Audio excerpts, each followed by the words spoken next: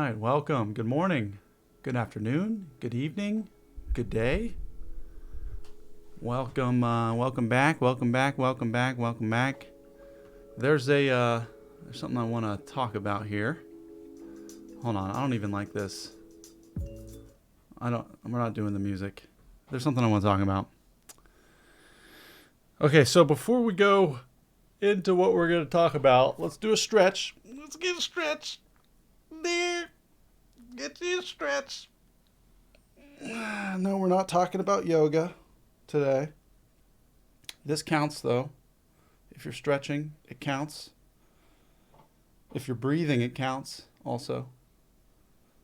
If you can hear, if you can see, if you can feel, it counts as yoga.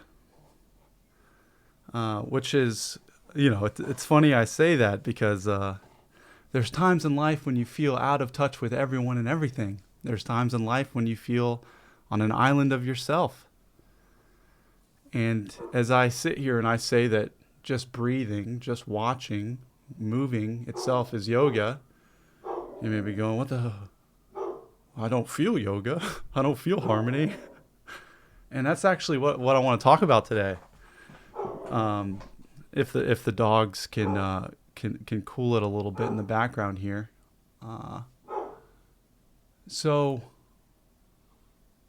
Okay. There's some presuppositions I'm going to express before we go into the topic that I think would be helpful if this is your first time encountering some of these ideas. Or at least because the idea we're going to go in today is pretty deep. But so here's some presuppositions, which are basically things that would be helpful to know before you continue forward with what we're going to discuss or what I'm going to share. And some of these things sound too abstract or too unbelievable, probably a good way to say it. I recommend just going to the website where the podcasts are and clicking anything with a topic in the title that speaks to these presuppositions. If you want to understand how one can arrive at these states of awareness. So the first presupposition is the idea of God. Okay? It is not a noun. It is not a noun. It's not a thing or a person.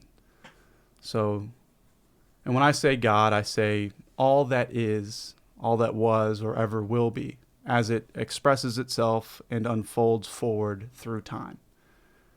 And you're it. Just like I'm it. Just like it's it. It's if it's anything, it's more of a verb than a noun. And if the word God is unsettling for you, as it is for me, there's other words like Tao, force, like the force or force itself. Just say the universal will or the universe itself unfolding and expressing through and around you at all times. So that's the first presupposition is recognizing and seeing that whatever it is that's allowing one to experience life as it expresses itself in this current moment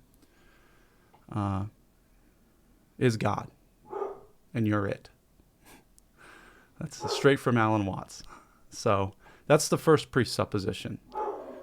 The second thing I think to be aware of is what is occurring in this moment in time, like what's actually happening. So as I look at, this is my first time I've kind of actually like looked at myself in the camera here, but I'm inching closer to the screen. I don't know what caused me to do that. I don't know why my attention went from whatever I was thinking into this present moment in this body, viewing myself through this screen as it moves forward. I didn't know what facilitated that movement. And in the deepest levels of meditation, what you find is that all action is occurring from seemingly nothingness. So mindfulness is what I'm attempting to point at is As we experience life throughout the day, not only are we seeing things move and we're moving through reality, but we're having thoughts about what is occurring as it's occurring. So there's layers to this experience of what we would perceive to be reality. There's layers. There's the world, and then there's my world. And my world is what's making, like, assigning value, denoting judgment, labeling the objects in the field of consciousness, the objects about the fields of consciousness, like how I'm describing it up here, how I feel about things, all that stuff is occurring simultaneously. So that it's all part of this show or this game that we call life. Everyone has their own inner tape going, their own inner ideas and thoughts and feelings about what this is. So the first thing to be aware of is that there's a difference between what you think about reality or how you feel about reality and what reality actually is. So that's the first thing to notice. And if you can be aware that you're thinking, if you can be aware that in this moment my brain is telling me about what's going on, you have an opportunity to watch that, to just sit into that seat of awareness and watch it unfold. And what you will find with enough sitting and enough watching, this is the presupposition. This is why I wanted to go into it before we go into the headiness of the topic. But what you will find is all of this stuff is occurring on its own from nowhere. I'm not choosing what I'm thinking. I'm not choosing how I'm feeling. I'm not choosing what my body is doing. Everything is occurring on its own. Okay. There is no control. We're in a matrix. Hold on. Grip tight. And that's why the paradox is the paradox is to let go of control. If you can let go of how you think or how you feel, if you can let go, and this is a great, oh man, there's this book called The Course of Miracles, and this exercise one day was so great. I think about it all the time. It was, if you can stop yourself from deciding what truth is or what reality is, it will be written for you, and it will be better than you could ever imagine. That was one of the quotes from that book.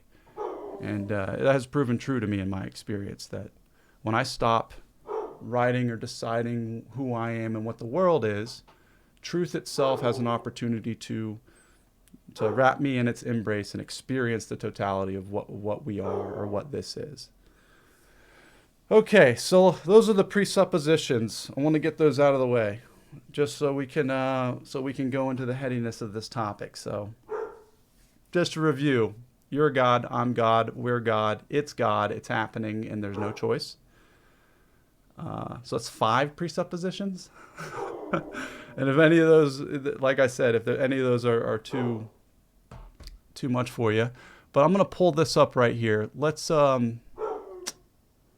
me go into this. So, let me press this button. There it is. Okay. This is a message I got from a buddy yesterday. I'm going to make it a little bigger for us. And I just want to read it. And I want to break it down. Here it says, it's not possible to learn any kind of life lesson intellectually, because the application of that lesson can only manifest as an attempt to suppress or control the organism, which creates the disorder, conflict, and disharmony one is seeking to escape from by doing so.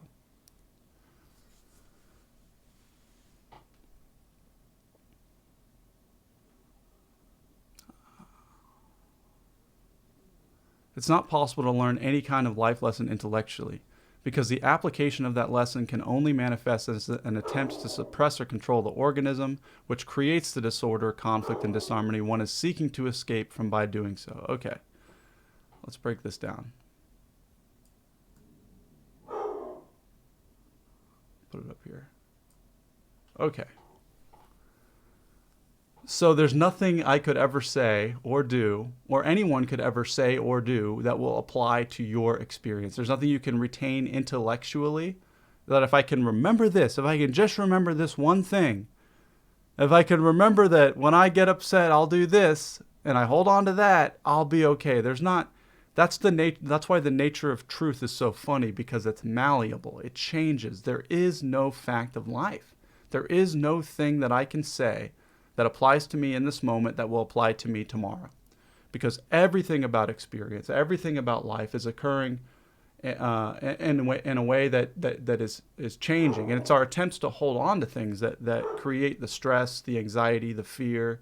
It's our attempts to like hold on to the show and hold on to who I am and what this is and what that is and blah, blah, blah. That's what creates the disorder. So what he's saying here is it's not possible. So if you're listening to this or watching this or digging into this right now or listening to any of the podcasts, there's nothing that you're going to gain intellectually from any of this mumbo jumbo. Like it's nothing that you're going to be able to, because any gain intellectually is a gain of the ego, a gain of the self, a gain of the me, the lowercase self, the me. Like intellectually means that several things. To be intellectual is to be open-minded. But to learn a life lesson, like to receive it intellectually from someone else, is a fallacy. Life is meant to be, I don't want to say what it's meant to be, but it's lived. It's not learned. It's lived. Because the application of that lesson can only manifest as an attempt to suppress or control the organism. The organism is this: the body, mind, the object in the field of consciousness as it wiggles and waves and speaks and shares and sings and dances and raps and does whatever it does. That's the organism of my being. Is, people call it atom, they'll call it inside the mind's eye, they'll call it whatever you want to call it. That's the organism. So any life lesson that I take from someone else and apply it to this is an attempt to change or control this organism, which creates the disorder. Because that's the second part we were talking about earlier, is there's reality and then there's what I think or feel about reality. And if I'm not satisfied with what this organism is doing, I'll attempt to onboard ideas or intellectual thoughts I have learned into this to try and solve whatever problem may be occurring within my being. And that continues and continues to create the disorder, the conflict, and disharmony. So the very thing I'm seeking to escape from is being reiterated, because the thing that is in distress is attempting to fix the thing that is in distress through the intellectual life lessons from out here. I have a problem with this.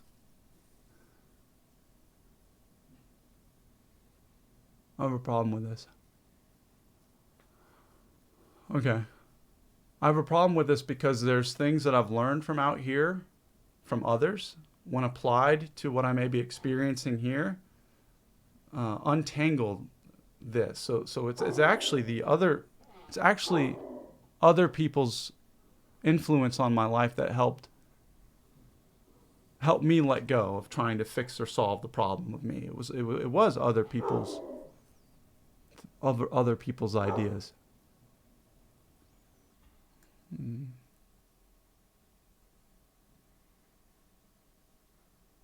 It's not possible to learn any kind of life lesson intellectually, because the application of that lesson can only manifest as an attempt to suppress or control the organism, okay, which creates the disorder, conflict, and disharmony one is seeking to escape from by doing so. Okay. I don't know. I don't know. Now that I've given it a thorough thinking,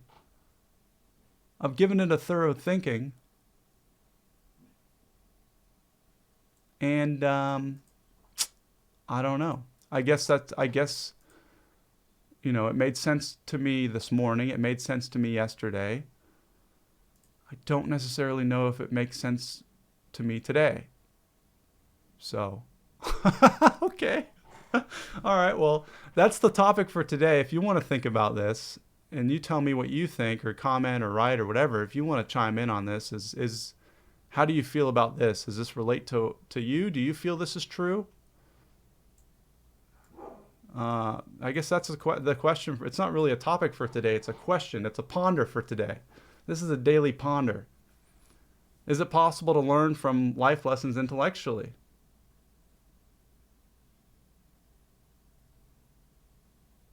Yeah. Okay. Anyway, how long have we been at it? 15 minutes? Way too much. Way too much time. Huh. Actually, there's no such thing. We've got an infinite amount of time. It doesn't matter. Let me get rid of the screen. All right. Well, thanks for joining. Thanks for listening. Thanks for tuning in. This is before we log off, I'm going to leave you with a little something pretty cool here. This is a picture of the oldest tree I've ever seen. This is a 2,000 to 3,000 year old olive tree. It's an olive tree. Saw it on the Twitter. Thought it looked pretty cool. So, hope you have a good day. And, yeah.